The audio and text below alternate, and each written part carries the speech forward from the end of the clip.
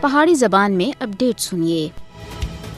بھارتی حکمرانوں دی ضد اور ہردرمی اور عالمی برادری دی بے حسی دی وجہ تھی ریاست جموں کشمیر حالت جنگ دے وچ ہے، جس دی وجہ دے ادھر بھارتی فوج دے ہتھوں انسانی حقوق دی بدترین پامالیاں ہر دیہڑے ہو رہی ہیں۔ قابض فوج کو بے لگام چھوڑ دتا گیا ہے اور لوکاں دی زندگیاں انہاں دے رحم و کرم دے ہوتا ہے۔ 1947 دے بالعموم اور 5 اگست 2019 تھی بالخصوص بھارت دی طرف تے ظلم و جبر اور بربریت دا ماحول قائم کرنے دے نال نال پوری وادی کو جیل خانے وچ بٹا کے ہے۔ آزادی پسند سیاسی قائدین ہی نہیں بلکہ کارکنوں اور عام کشمیریوں کو بھی جیلوں دے اندر بند کیتا ہوا ہے۔ مسلسل کرفیو، انٹرنیٹ اور رابطے دے تمام ذرائع دی بندش اور ہزاراں سیاسی کارکنوں دی نظر بندی غیر یقینیت اور عدم استحکام وچ بادے دی وجہ بن رہی ہے۔ بھارت مقبوضہ جموں کشمیر وچ بین الاقوامی قوانین اور کنونشنز دی سراسر خلاف ورزی کر رہا ہے۔ مودی حکومت سے بین الاقوامی قانون دے قائم کیتے ہوئے اصولاں دی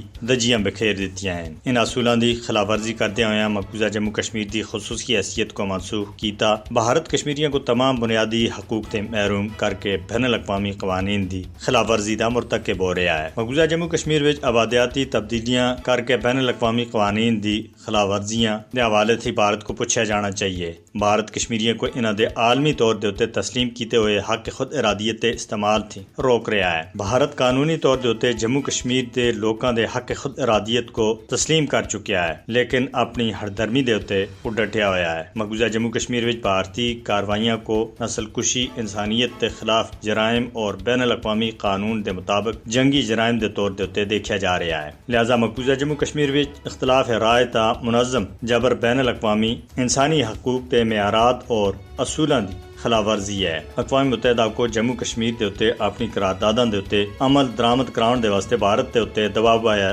جانا چاہیے۔ مسئلہ کشمیر پوری دنیا اور جنوبی ایشیائی خطہ دے واسطے فلش پوائنٹ بن چکیا ہے، لہذا اس دا حل کرانا عالمی برادری دی ذمہ داری بن دی ہے۔